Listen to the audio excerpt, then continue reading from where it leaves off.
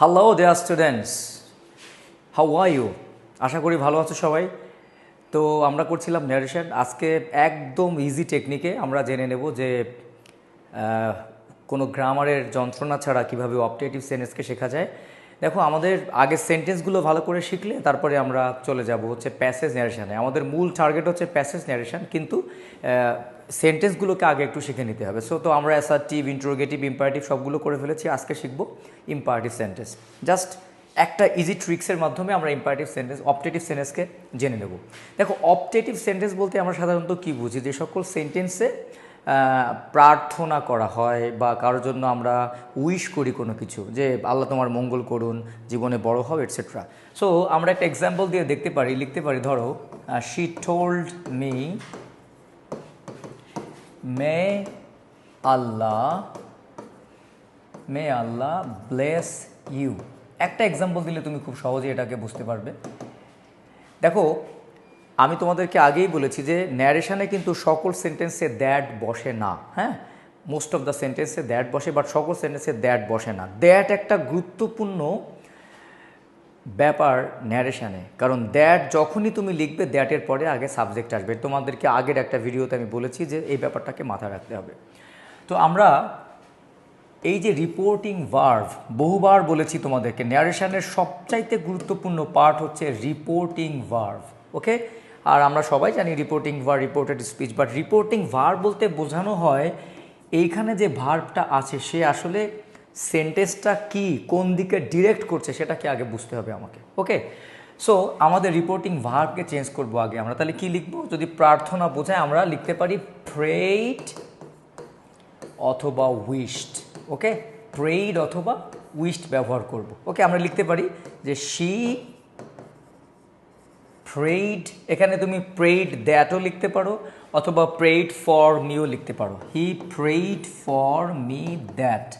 দেখো, এই যে আমরা দ্যাট যখন লিখি তখন আমরা জানি যে এই যে কমাগুলো উঠে যায় এবং সকল সেন্টেন্স অ্যাসার্টিভ সেন্টেন্সে কনভার্ট করে। আগে বলেছি, আগের যারা পূর্বের ভিডিওগুলো দেখোনি, দেখে আসো, সিরিয়ালি তোমাকে বুঝতে সুবিধা হবে।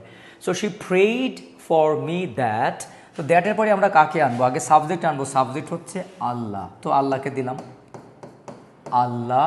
এরপরে আমরা জানি মে থাকলে কি হয়? মাইট। এরপর যা আছে তাই, আল্লাহ মাইট ব্লেস। এখানে আছে হচ্ছে ইউ, সেকেন্ড পারসন, কার সাথে চেঞ্জ হবে?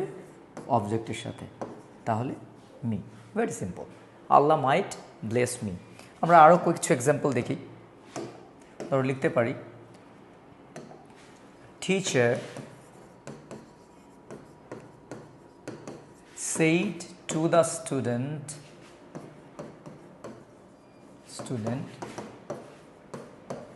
may you make a good result. May you make a good result. Okay, very simple, আগের মতো করে ফেলো। এই যে আমাদের পরিবর্তন কোথায় করতে হবে? আমাদের সবার আগের পরিবর্তন হচ্ছে এই রিপোর্টিং ভার্ব সব সময়। তাহলে আমরা কি লিখব? Teacher prayed for the student that। এতটুকু আমরা সাজালাম, prayed for the student that। এরপর কি আছে? দ্যাটের পরে সাবজেক্ট। সাবজেক্টকে এই যে তুমি সাবজেক্ট। দেখো, মেয়ের পরে যে থাকবে সে হচ্ছে সাবজেক্ট। অনেক সময় কিন্তু বাক্যে মেয়ে নাও থাকতে পারে, তখন তোমাকে বুঝে নিতে হবে, আমি দেখাচ্ছি সেটা। সো সাধারণত মেয়ে থাকে, অনেক সময় মেয়ে উজ্জ্ব থাকতে পারে। তো মেয়ে যখন থাকবে তখন মেয়ের পরেই তুমি সাবজেক্টটাকে পাবে। তাহলে ইউ হচ্ছে কোন পার্সন?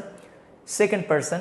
সেকেন্ড পার্সন কার সাথে চেঞ্জ হয়? আমরা জানি ফার্স্ট পার্সন সাবজেক্টের সঙ্গে চেঞ্জ হয়, সেকেন্ড পার্সন অবজেক্টের সঙ্গে চেঞ্জ হয়, আর থার্ড পার্সন চেঞ্জ হয় না। যেমন আগের বাক্যে আল্লাহ থার্ড পার্সন ছিল, চেঞ্জ হয়নি, সরাসরি বসে গেছে।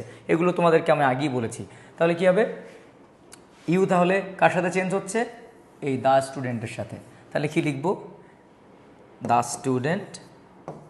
এখানে যদি দ্য স্টুডেন্ট লেখো তাহলে এখানে দ্য স্টুডেন্ট না লিখে তুমি হি লিখতে পারো। হ্যাঁ, হি লিখে ব্র্যাকেটে দিবা স্টুডেন্ট। হি, এরপরে মেয়ের পরিবর্তে লিখবো হচ্ছে মাইট। হি মাইট, যা আছে তাই, মেক আ গুড রেজাল্ট।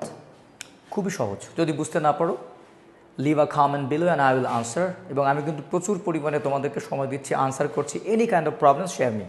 ওকে, দেখো আর একটা বাক্য দেখো, যদি মে না থাকতো তাহলে কি হতো। ধরো আমি লিখতে পারি, ধরো she told me live long, live long.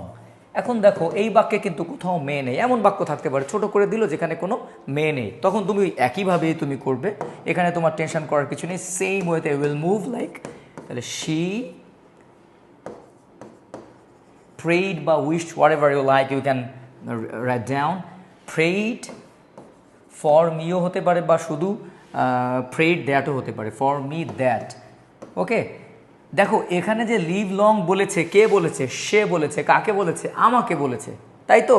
তাহলে এখানে তুমি সাবজেক্ট হিসেবে ধরে নেবে যে you may you live long. Okay, তাহলে এখানে কিন্তু ইউ লুকিয়ে আছে, এই দেখো মে ইউ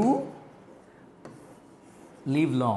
ওকে, সো টেকনিকটা কি, যদি মে না থাকে তখন অবজেক্ট যে থাকবে তাকে দিয়ে তোমাকে এটাকে মেক করে নিতে হবে। Okay, she told me may you live long. যদি এখানে থাকতো ধরো she told Rupa may you live long, okay, তখন তুমি ওখানে ইউ দ্বারা তখন তোমার পরবর্তী যে থাকে সে পরিবর্তিত হতো। যেমন ইউ হচ্ছে সেকেন্ড পার্সন, কে চেঞ্জ হবে?